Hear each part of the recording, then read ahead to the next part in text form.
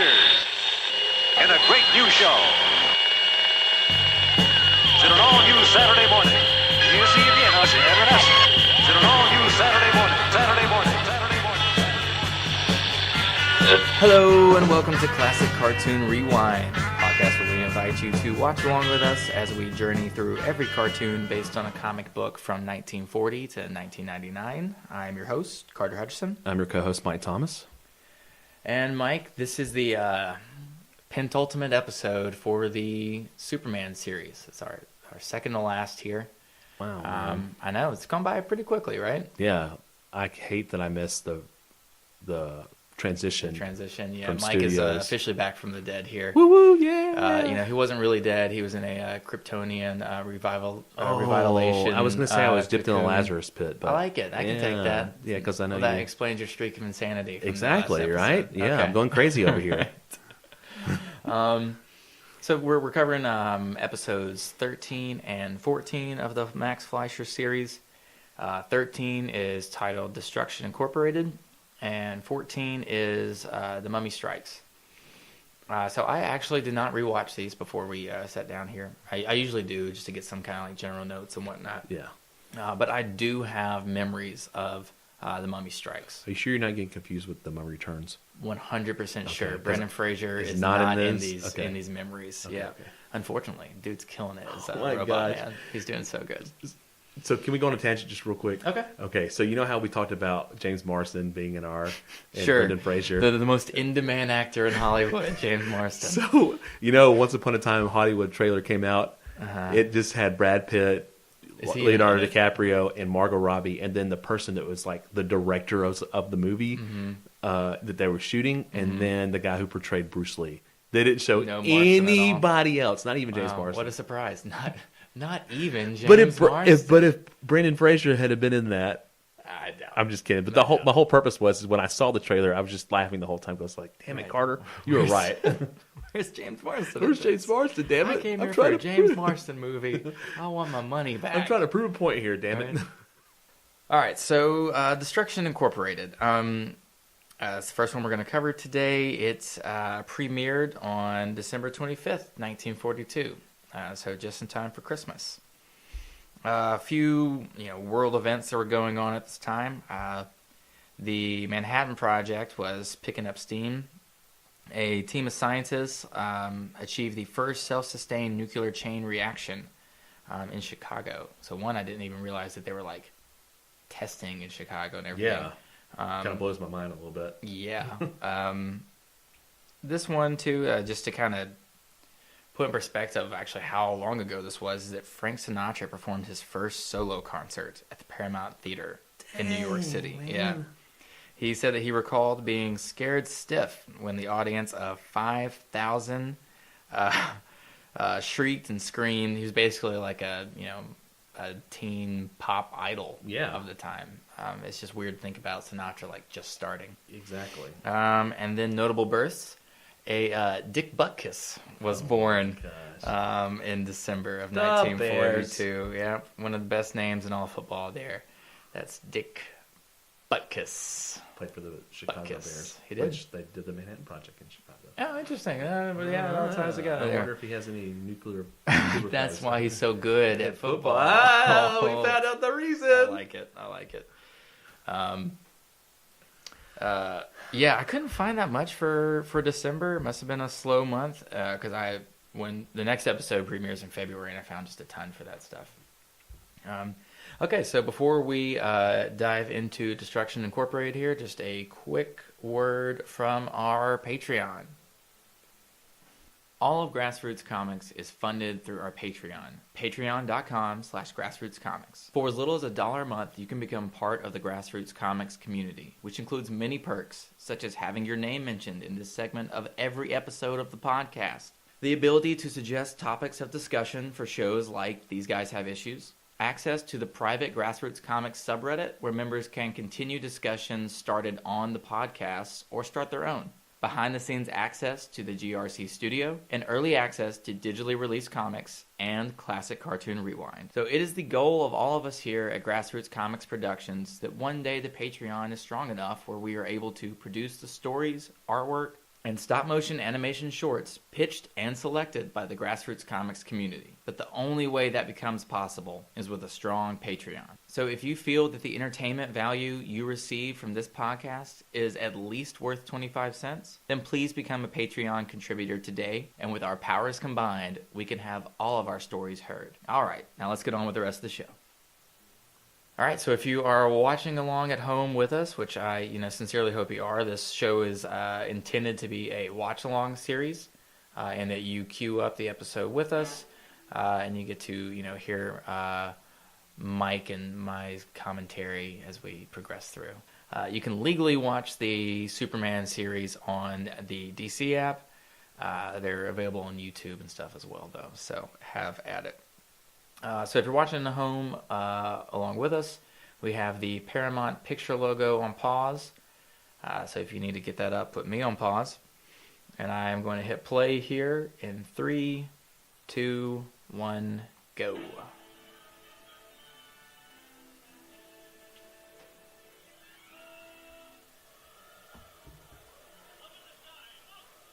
Oh man, we didn't get the like swoosh automatopoeia. Oh, we didn't. Nah. But see, the funny thing about it is like it's still the same opening, even though Totally. it's different. But this is not. You can definitely tell that. No, they're doing an animation like a. Have we is had a different. title card like that before? No. No. Wait. I know there's one for like the Mechanical Monster and stuff like that, but maybe we've been talking through them or something. Maybe. Because I would have thought it would. No, I guess it would make sense to do it now instead of after the Yeah. faster, stronger. More powerful than the pounding surf. Yeah, we get some new ones here. Mightier than a roaring hurricane. Is this his breath, or is this just his... Might. Swole. Got that He's muscle. More swole than a hurricane. more swole than Superman. than your broski of the drum? Wow.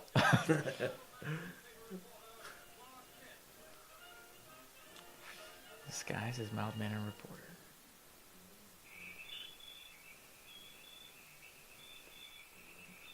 Okay, let's see. Oh, is that a monster? No, that's just a piece of wood. But this may be the monster. Did that guy just die? It looks like a dead body hand in a. They did just like a lake. Is that mob style? Yeah, I mean that wouldn't surprise me at all if that's like an Very early long time. Superman. Yeah. Wow. Yeah. That's kind of dark. Bury the body in the marsh flats. It's funny because I've been out for a couple of weeks and seeing the old animation compared to this one, you can actually tell the difference. You can tell they're running out of money. You can also tell that they're not rotoscoping as much. Yeah.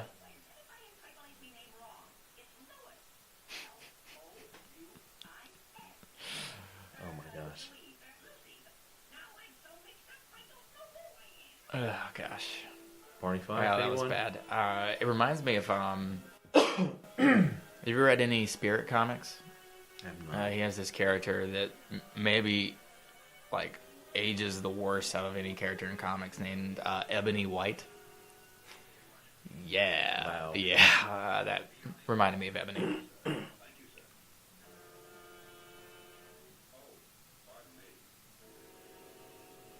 Does that security guard look familiar there at all? Maybe No, looks like Superman. I maybe, mean, Clark Kent. right? Maybe with a wig and a I'm mustache. gonna cough here real quick.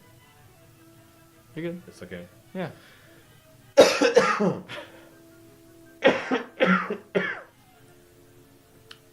Oh, there's nukes. You now have my permission to cough. Well, I guess we didn't have nukes yet, right? Because the Manhattan Project's just revving up, so we have bombs. Yeah, torpedoes. Yeah, you can definitely tell that the animation, they're running out of money. Right. Why is Lois painting that? She is undercover Undercover? trying to get a story, yeah. Is this where our undercover agent, who's actually Jimmy Olsen, dies? Did we give like 2 minutes of screen minutes of time screen to? time, too. No. What a waste. What a waste. Right. And the fact that in, what was it, Suicide Squad, we thought that, what's his name, was playing Dick Grayson. Oh, I thought, Yeah. yeah. I mean, I thought it was too. That Eastwood? Yeah, Eastwood. Yeah, I thought Eastwood was Grayson. But what's shittier about the Jimmy Olsen one is like that was Jimmy Jimmy Olsen. Like that it's on his legit name tag. was. Do you think Snyder respects the source material at all, or has he read like 3 edgy Superman comics and thinks like that's Superman? Pretty much. That's what I think too. Like Man of Tomorrow.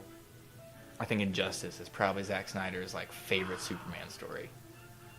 Had that already come out before? Yes. It did? Well, they reference it, and they were kind of leading up to it with Justice League.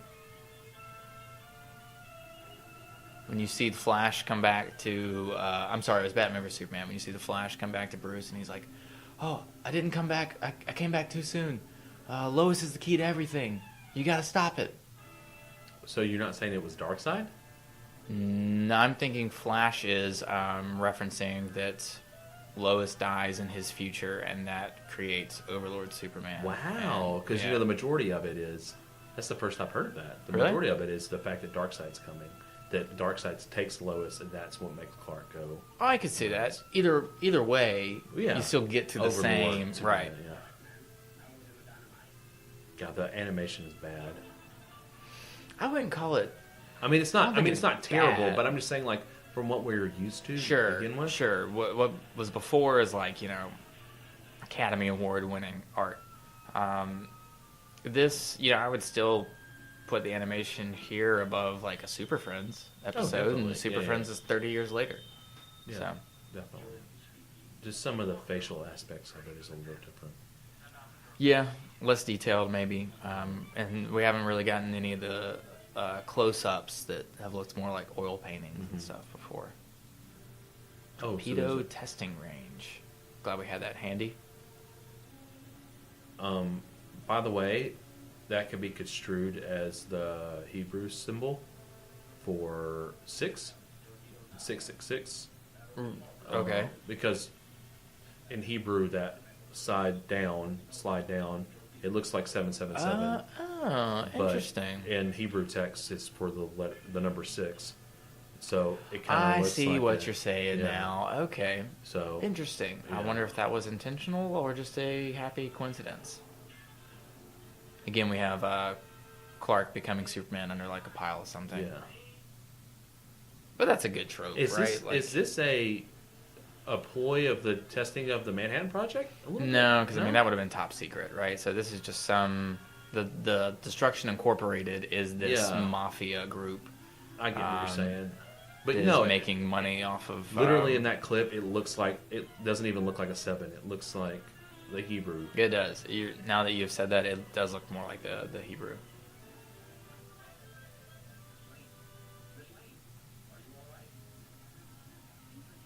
Yeah. See, I feel like they did justice to Lois's face, but everyone else's face is not. Especially with this guy right here. Yeah, the mobster. Mobster. Pretty undetailed, but I guess at that point they probably have Like even that looks undetailed a little bit. It doesn't look as fluid as what other fights would be. Even when, like in the first 2 episodes, where Superman fights the scientist or right, even yeah. the dinosaur. I guess at this point, they have like the model of what Lois looks like. Yeah. There's an animation term like if they're looking on model or off model. So you got plenty of experience with Lois and plenty of material to go back on and look where you wouldn't with the new character like the mobster villain here. Yeah, I mean, if you remember, Interesting that Superman jumps into the TNT truck. and doesn't just lift it up. Right. Yeah. Right, and steers it away. Ooh. Okay, there's the drama. And still no sign of flying. Just the jump. Yeah. He flew in some of the episodes we had before Well, I was that you missed. Yeah. in the Lazarus pit. Oh man, it's rough. See, I kind of like that though. That it shows like, hey, Clark can get his story too.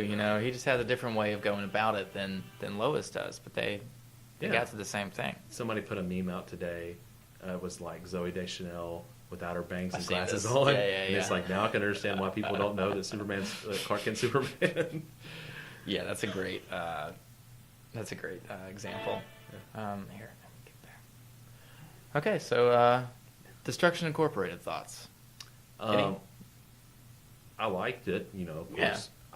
To me, after knowing the fact that they were doing the Manhattan Project in Chicago, it's like, man, you know, this is kind of relevant to the time. Like I said a long time, that phrase "sits in Laban" is, you have to remember that it came out in this time and it was for this time, and it has a different translation to us now.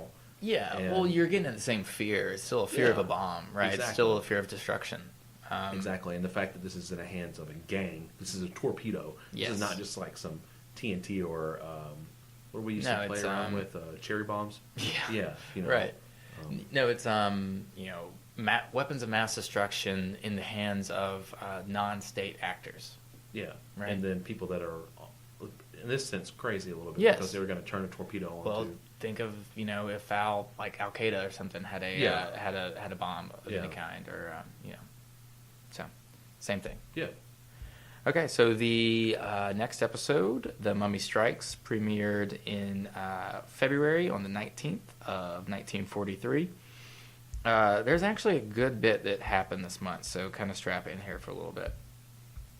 First off, the Soviet Union officially announced that it won the Battle of Stalingrad. That was a 462 battle outside the city of Stalingrad, where the 6th German Army was trying to overtake it, essentially. And this is a crazy stat here. Of the more than 250,000 German soldiers who fought in the campaign, half were killed in battle, and the other half were taken prisoner of war. Only 6,000 would return home. Wow, man. Yeah, that's just a meat grinder. That's like World War I level casualties. Yeah, when I went to New Orleans a couple of weeks ago, this is before I got sick and went to Lazarus Pit, we went to the D-Day Museum. You needed the Lazarus Pit after New Orleans. Yeah, right? I mean, that's pretty much what made me go to Lazarus Pit. Who hasn't felt that way? But when we went to the D-Day Museum, it put into perspective of how many people died. Oh, yeah. It's such a great museum. Yeah, I should have. If I had the picture, I would have posted it and said it, but I didn't take a picture at the time because it's just so overwhelming when you go in there. But it put in that perspective by having miniature size, you know. Right, I know exactly what you're talking about. It's like the first exhibit when you walk in, you see that, and you're like, this is how many people died. And it's crazy. How many people died. Yeah. It's crazy. I get the same. Have you ever visited the Wall in D.C.?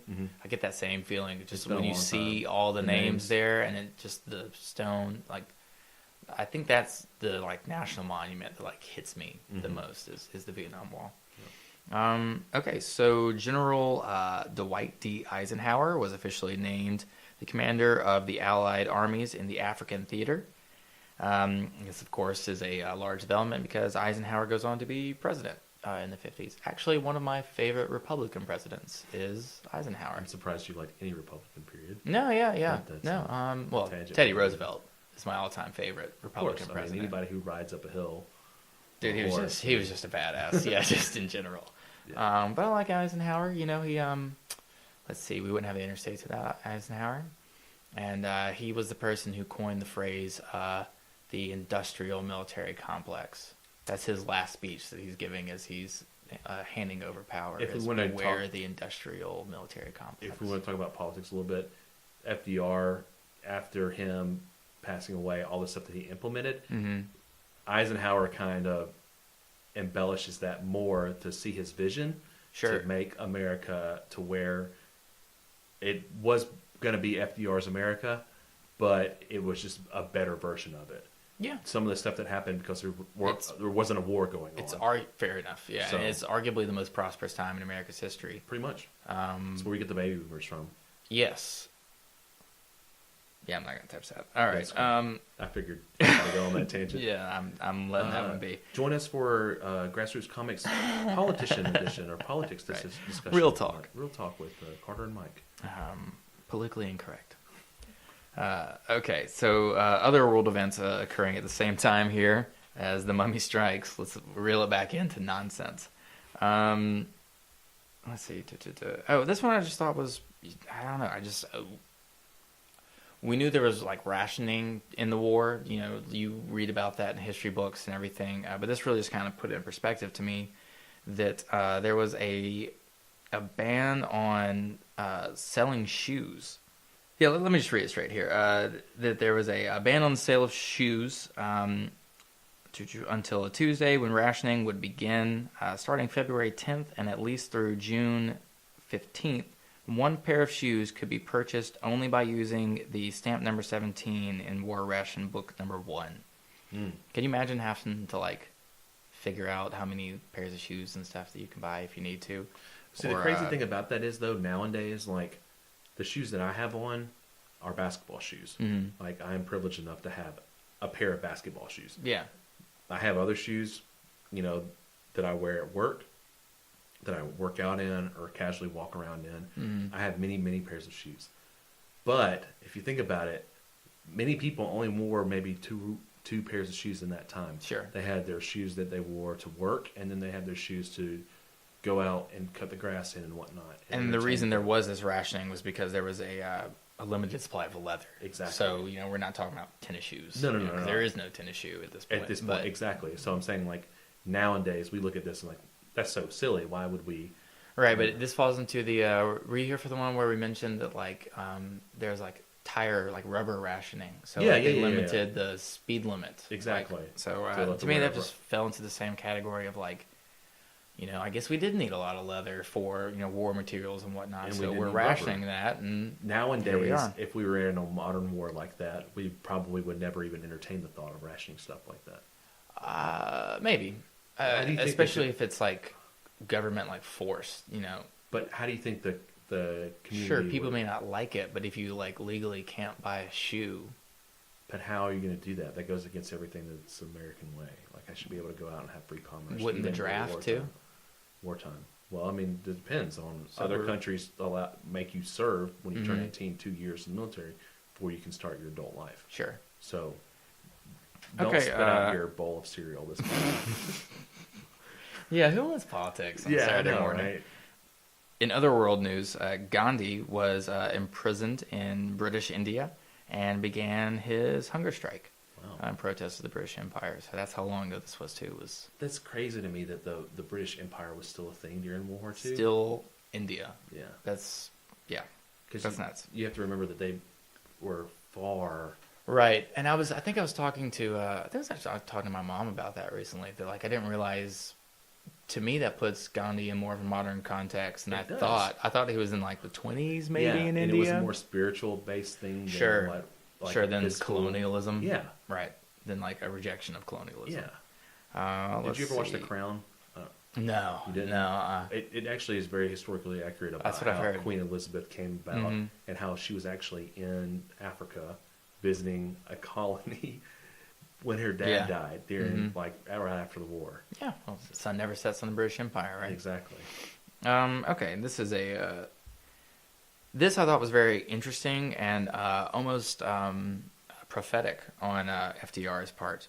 FDR was having one of his fireside chat things, you know, a nationwide radio broadcast.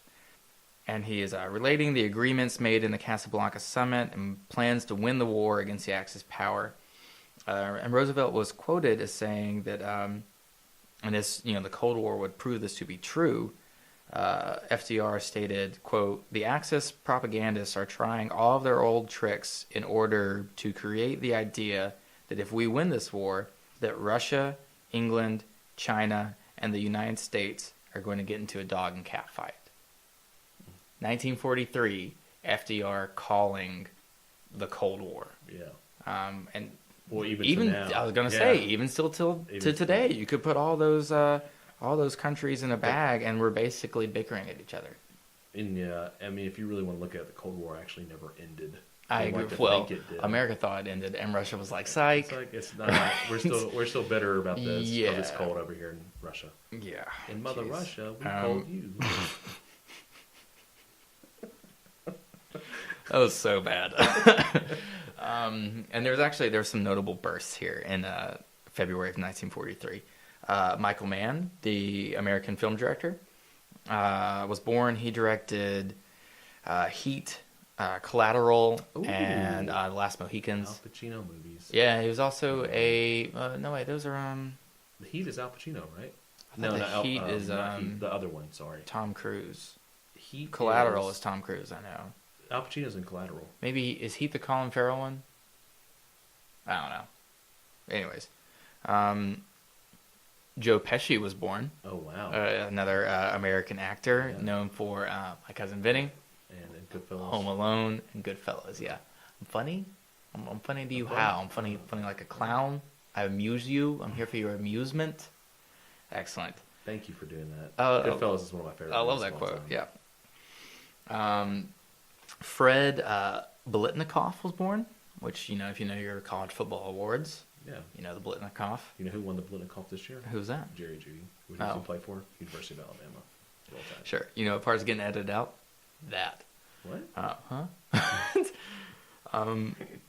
And also George Harrison was born in Liverpool. Member of the Beatles. There. Are you a big Beatles fan? I'm not white, so no. I'm just kidding. That's racist. Yeah, I mean, it is a little bit.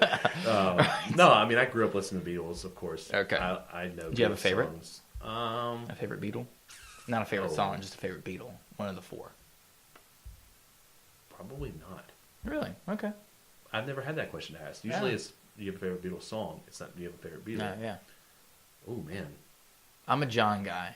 John Lennon is my favorite Beatle, but I can objectively state that Paul McCartney is the best. Now that I think about Does that make sense? I feel like John would probably be the most influential. Yeah, I just like John's whole attitude and like his intellect-wise. vibe. Totally.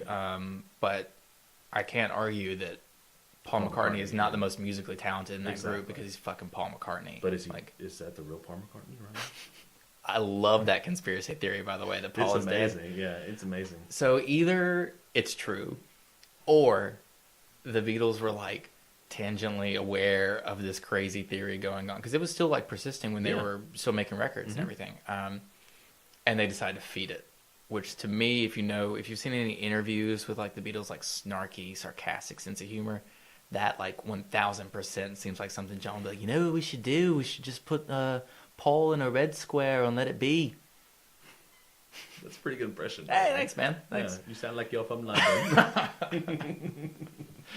All right. Well, we'll get into a Beatles podcast another day. So, okay. Again, if you're watching along with us at home, we have the Paramount Picture logo on pause for The Mummy Strikes, and I am hitting play in 3, 2, 1, go. What's that? I was just laughing. Oh, at what? Yeah. It's funny. It's just funny. Okay. A famous studio production. I feel like this one, like I said earlier, I feel like this was going to be a little racist. Or prejudiced, I should say. Or stereotypical. Either one. That might be fair. Actually, I heard a great conversation that this past week from Mark Bernardin about the difference between prejudice and racism. In that, like, prejudice is I dislike this person. I don't really have like a reason for disliking this person. Right? Racism comes from more of a reason why and hatred almost. Racism, according to Mark Bernardin, is prejudice plus power. Yeah. So that like I have prejudice against this person and I'm going to use my position of power to like negatively influence. Yeah, so it's like an aspect of saying that my race is superior. So like sure. the fact that we're all white, will impose the fact that we don't want people that are brown or black. Right. I understand that. I thought I'd never heard it put that way, and that was an interesting distinction I thought between. Yeah. Because to me, they're almost. I would have thought they would have been basically the synonyms before, right? So yes, well, this might be racism because it's a position of power because Superman. It's straight up representation. Yeah. You're not seeing. Let's say this portrays a race in a negative light. That's oh my gosh, a race we have of a color. heroin overdose in the 1950s. No, but it was a thing that like World War I soldiers came back hooked on morphine, and that was basically that was. I mean, it's heroin. Sure. So. What did it say? Did you read that headline? Okay. Murder? No, a syringe of poison. Okay. No further questioning. I mean, that's what as soon as you get the Hogan girl guilty. Yeah, they're convicting her for his... Hogan's Heroes. Oh exactly. The only... Oh, no, wait, you're talking about different... You're talking about Hulk Hogan. I'm thinking Hogan's Heroes, I know. the sitcom that takes I place in a went. concentration camp. Yeah, I went. Oh, put Hulk Hogan in a concentration camp and set a No, sitcom? I just went I'd from watch Hogan to Hogan's Heroes to Hulk Hogan. You're looking mighty thin, brother. I think we need to pump you up a little bit. That's terrible. Let's get you out here. Oh, I can't even do that. Yeah. I'm going to go to hell. There we go. It's funny that there's a desk with a lamp. Well, this is the guy's office. Is it his office, though? It looks like a pyramid. No, so this is in a museum. There's a mummy exhibit. King Tush, not to be King Tut. Tutankhamun? Right, not King Tut. But there was a curse of King Tut. Have you? Yeah. Yeah, right. Where basically anyone who was involved with the excavation of that either died or something horrible happened to. Night of the Museum kind of dives into that a little bit. Really, the first one? I'm just kidding. I don't know. Okay, it's like I only saw the first one, and I don't remember The tablet came from anything worth the historical tablet, though. value. The tablet was the thing that made them come to life. No, my favorite part was Robin Williams as Teddy. Oh, That's the best. my favorite part of any movie is Robin Williams. Yeah, that's he's in fair. that movie. So yeah, this is a straight ripoff of King Tut because he was the boy pharaoh as well, the boy king. The boy god, Yes, the Egyptians did consider the pharaohs to be literal gods. as in Superman, is the boy god.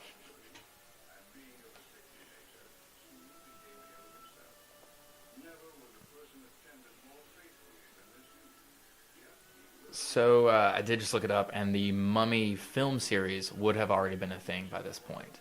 So in the same way that the Arctic Monster episode Yeah. kind of takes from King Kong, Mm-hmm. I would say this one clearly takes Yeah, from okay. the Mummy. The Mummy was 1932, Okay. so we're at least we're more than 10 years of being in popular I'm culture. just ready for Superman to fight Nosferatu, and then it'll be all the way around. From all the way around. Oh, excellent! What, just to get a vampire in there, maybe a werewolf. Okay, so this is really interesting. If you know anything about DC, they just talked about the fluid of life that he took from Team Tush. Mm-hmm. You know where I'm going to get to this? I think you're going to the life equation, like the Oh. anti-life equation. I could have with gone there, but I was talking about the Nith metal. Oh, okay, yeah. Because in Batman metal... It makes even more sense. Yeah. You tie Hawkman to Egyptian mythology, and there we go. Exactly. But I do like the life equation here, too.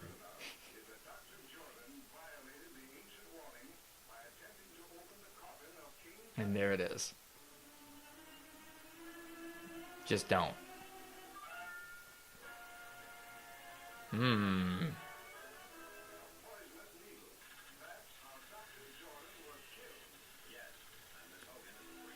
So then the Blue Beetle Scarab?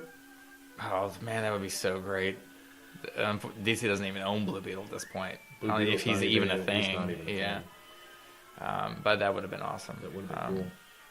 So then the sarcophagus was booby trapped. It wasn't like an actual person attempting to murder the doctor at the beginning.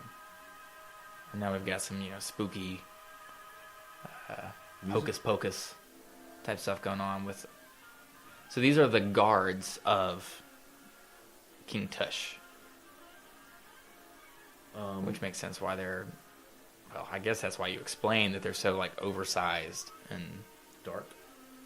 well, Egyptians would be. Dark. Yeah. And There we go. Another example Yeah. of something bad happening to Clark, and then Superman punching his way out, either under rubble or thrown into a sarcophagus. Or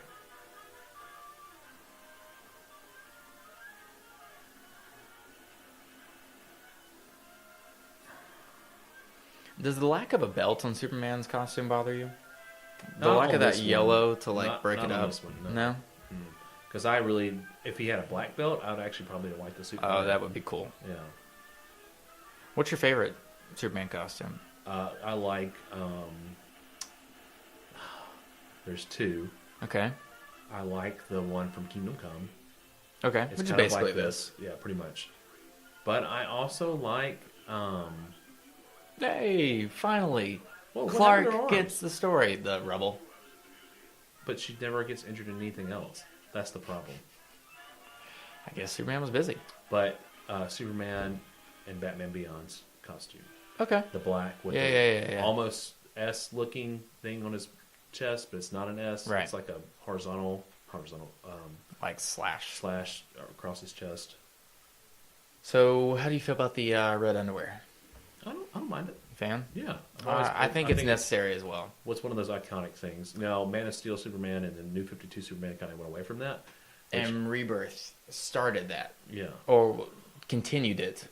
Rebirth at the beginning of Rebirth, he doesn't have the shorts, and then through story-wise, they kind of Superman from reintroduced China. them back. he just has a red suit, correct? He doesn't have blue I think shorts. that's right. Yeah. But I think the Rebirth the Rebirth suit shows that you need that red to like break up all the blue. Yeah, in the you costume. kind of do. I mean, like, no superhero is just one color, really, unless you get Superman red or blue. Now, on the other hand, I think it works for Batman. Just So the you black. don't need the gray to Or be the broken blue? up because he has the yellow belt to break up the gray Well, I mean, like, instead of like the black. yeah. Yeah, underwear on the outside. Okay. Yeah. Thoughts on the Mummy Strikes? I actually take my thing back saying that it was going to be racist. 'cause It's I really thought- not, It's yeah. not. It's not racist at all. Now, the next episode, I was gonna say. Now, speaking of that, the infamous Jungle Drums episode is gonna be the one we cover next week. So next week we're actually doing 3, just because there's odd numbering here in the series, and we're gonna go ahead and wrap it up here this month. So we're covering Jungle Drums, The Underground World, and Secret Agent. I don't really have any memories of Underground World. Secret Agent is pretty cool, though, from what I remember. So, the last episode of the Fleischer series for Classic Cartoon kind of sad Rewind because next like, week. You know, we've been doing this for so long. Yeah, a now. month and a half. 2 months? 2 months, maybe. Yeah, 2 months. But it feels longer than that because when you do something you love, you cherish it more. So Yeah. it feels longer than what it actually is. Okay, I thought it was the opposite. Like when time flies and you're having fun. I didn't say fun. I said something you love. Okay, fair enough. Yeah, I do love the series. I am sad to see it go, but I'm excited to move on to some of the other ones. Yes. Especially in 60s But animation, if which you is kind of what remember, we're hitting next. when you first talked to me about this and said we're going to start with this, Mhm. I wasn't on board with it. I was like, oh man, are you kidding me, from the 40s, really? Yeah. And now I'm like, I would watch this again. That was one of my Like, favorite adaptations of Superman Yeah. ever. It's excellent. Yeah. It's great. And I mean, you can see why the Batman the Animated Series people from the 90s Took a lot went to from it. this Mhm. as their main source of inspiration. Yeah, definitely. So, good stuff. All right. Well, be sure to join us next Saturday for the last episode of the Max Fleischer Superman series with Classic Cartoon Rewind. And next month, we're going to be diving into Johnny Quest, which Mike is super excited about. Very, very ecstatic. We're just like you weren't a big fan of the Max Fleischer Superman series. We're going to make you a Johnny Quest fan by the end Probably of that. not. This is forever. This is on record. Probably not. Okay. Okay. Let it But be. we'll try. Let it be We will noted that try. on I will Thursday, March gladly- 21st, Mike Thomas said he will not be a fan of Johnny I Quest will by the end of gladly the eat series. my words if I do. Okay. Well, I will serve those words with a plate of crow, and we'll see you at With the the side end of Auburn Tigers. Wardam. All right. I have been your host, Carter Hutchison. I'm your co-host, Mike Thomas. Classic Cartoon Rewind, and we'll see you next Saturday, kiddos. That was actually really good. This has been a Grassroots Comics production. Da da da! So, what's your story? Well, some kind of silly cartoon. You got a problem with cartoons?